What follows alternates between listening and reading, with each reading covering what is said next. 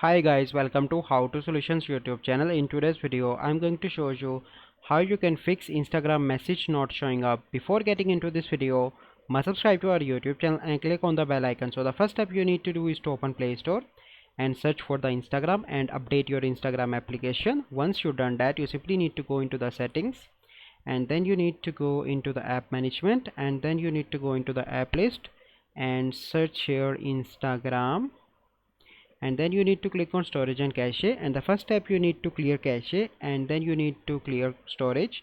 Once you've done that, you simply need to go back and turn off your smartphone and turn on again and open Instagram, and then you need to go into the messenger icon in the top right, and here you need to select any conversation and send that conversation a message, hi, and here you can see that this message is sent to that person. So this is a way by which you can fix Instagram message problem.